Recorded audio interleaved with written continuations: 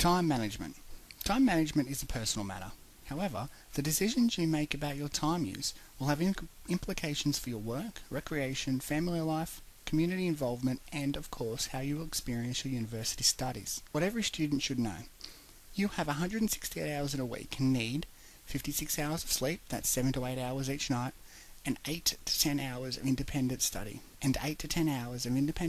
for each enrolled subject. This means that 10 out of over 24 hours are yours, in which you'll have to make decisions about what you do. In principle, when deciding how to allocate your precious time, plan regularly, say once a week. Allow adequate chunks of time for new learning material, understanding theories and concepts, or drafting an assignment.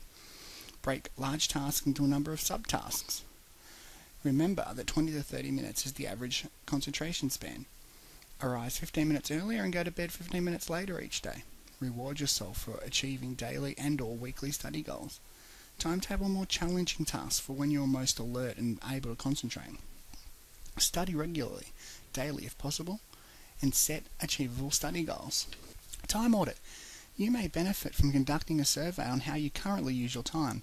Completing the table below can give you a more accurate estimate of the time you spend in typical activities and your time wasters each week. When you complete this table, you can ask yourself questions like, what did you learn about your time use?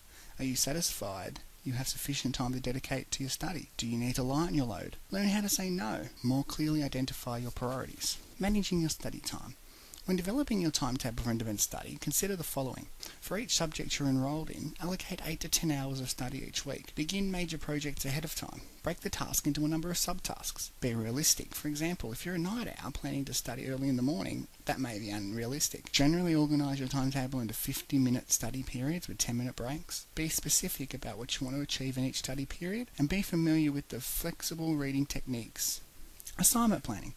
To meet an assignment deadline, some backward planning can be helpful. Backward planning requires you to identify stages involved in assessment preparation and to allocate each stage appropriate times and tasks in your semester, monthly and weekly schedules. Commonly, these stages involve preparation, identifying what you already know, determining what is required, and analysing the question. Research, deciding what information you need, locating relevant information sources, gathering source material, and reading, digesting, and recording the information. Organising your response, grouping information, identifying key issues, deciding on what to include, and creating an assessment plan. Writing drafts. Develop a first draft, refine the draft, and then edit the final draft. Polishing for presentation. Writing a reference list and checking citations for accuracy, completeness, and correctness. Printing a final copy, and don't forget to reward yourself. For each main stage of the process, ask yourself, how long will this take? When will I do it? Then incorporate these tasks into your study timetable. You can find additional web resources.